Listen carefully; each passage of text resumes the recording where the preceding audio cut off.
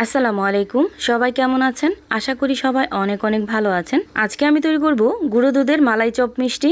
এভাবে এই মালাই চপটা তৈরি করলে ছানা কাটার কোনো প্রয়োজন নেই। খুব সহজে আপনারা এইরকম মালাই চপ তৈরি করে নিতে পারবেন। আর তৈরি করাও কিন্তু খুবই সহজ। যারা কখনোই এই মিষ্টিটা তৈরি করেন নাই তারাও কিন্তু খুব সহজে এই মিষ্টিটা তৈরি করে নিতে পারবেন। এখন কথা না বাড়িয়ে দেখে নিই আমি কিভাবে এই মালাই চপ মিষ্টিটা তৈরি করলাম। মালাই চপ তৈরি করতে প্রথমে আমি হাফ লিটার পরিমাণ লিকুইড দুধ নিয়ে নিব একটা হাঁড়িতে। মূলত সিলভারের হাঁড়িতে লিকুইড দুধটাকে জাল করলে লিকুইড দুধের কালারটা খুব সুন্দর আসে, এই জন্য এই হাঁড়িতে দেওয়া। এখন এই লিকুইড দুধটাকে খুব ভালোভাবে বলক উঠিয়ে নিব। যখনই বলক চলে আসবে ওই পর্যায়ে এসে 1/3 কাপ পরিমাণ চিনি দিয়ে অনবরত নেড়েচেড়ে এই লিকুইড দুধটাকে একদম ঘন করে নিতে হবে। আর এই তো দেখতেই পাচ্ছেন লিকুইড দুধটা কিন্তু অনেক বেশি ঘন হয়ে গেছে আর অনেক বেশি কালার চলে আসছে। এই পর্যায়ে এসে আরও বেশি কালার করার জন্য 2 চামচ পরিমাণ চিনি ক্যারামেল করে এখানে দিয়ে দিলাম। এখন এই লিকুইড দুধটাকে আরও 5 মিনিটের মতো জাল করে নিব। জাল করা হয়ে গেলে এই লিকুইড দুধটাকে একটা সাইডে রেখে দেব। এদিকে একটা বাটিতে একটা ডিম নিয়ে নিলাম। আর এই ডিমটা কিন্তু ফ্রিজের না, ফ্রিজের বাইরে রাখা ডিম। অবশ্যই এখানে ফ্রিজের বাইরে রাখা ডিম ব্যবহার করবেন।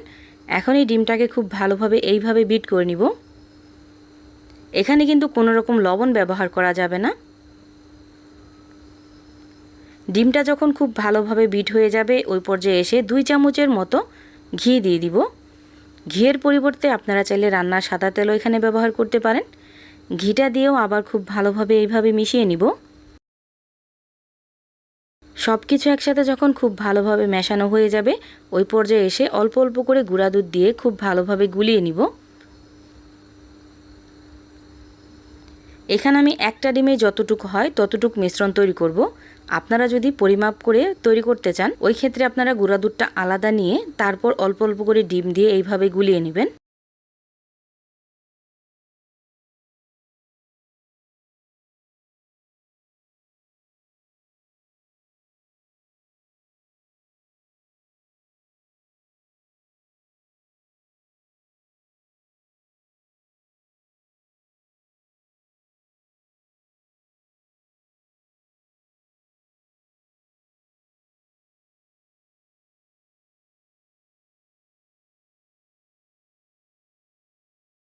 আর এই তো দেখতেই পাচ্ছেন ঠিক এইভাবে আমি গুলিয়ে নিছি।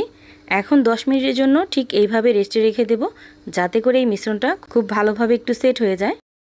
এদিকে একটা হাঁড়িতে হাফ লিটার পরিমাণ লিকুইড দুধের সাথে 1 কাপ পরিমাণ পানি দিয়ে এইভাবে চুলায় বসিয়ে দিব আর একটু বলক উঠিয়ে নিব।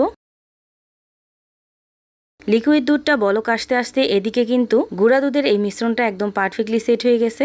এখন হাতে সামান্য একটু ঘি মেখে এইভাবে আমি মালাই চপের শেপগুলো দিয়ে নিব।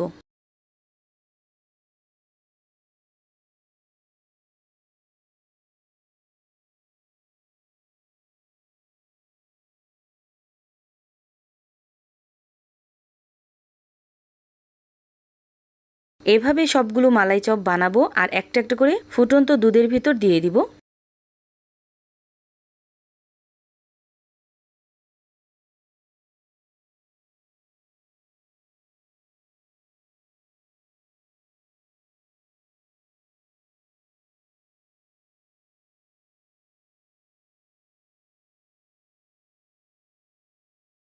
এভাবে আমি সবগুলো দিয়ে দিছি। এখন ঢাকনা লাগিয়ে 10 মিনিটের জন্য রান্না করব। আর এই 10 মিনিটের ভিতরে মাঝে মাঝে এইভাবে একটু নেড়ে দেবেন, যাতে করে উপর দিয়ে পড়ে না যায়।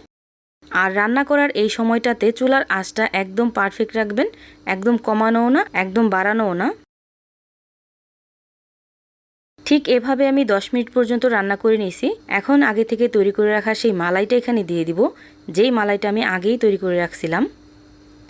এখন এই মালাইটা দিয়ে ঢাকনাটা লাগিয়ে আরও কিছুক্ষণ রান্না করে নেব। এইভাবে আমি আরও 5 মিনিটের মতো রান্না করে নিছি। এখন চুলাটাকে অফ করে ঢাকনা দিয়ে ঢেকে এইভাবে রেখে দেব ঠান্ডা হওয়ার জন্য। আর এই তো দেখতেই পাচ্ছেন ঠান্ডা হয়ে গেছে। আর এই মালাই চপগুলো কিন্তু একদম পারফেক্টলি রেডি হয়ে গেছে। এই মালাই চপগুলো এত বেশি মজাদার হয় আপনারা না বানালে বুঝতেই পারবেন না, মুখে দিলেই মিলিয়ে যাবে, এতটা টেস্টি হয়। ভিডিওটা আপনাদের কাছে কেমন লাগছে অবশ্যই কমেন্ট করে জানাবেন। সবাই ভালো থাকবেন, সুস্থ থাকবেন। আল্লাহ হাফেজ।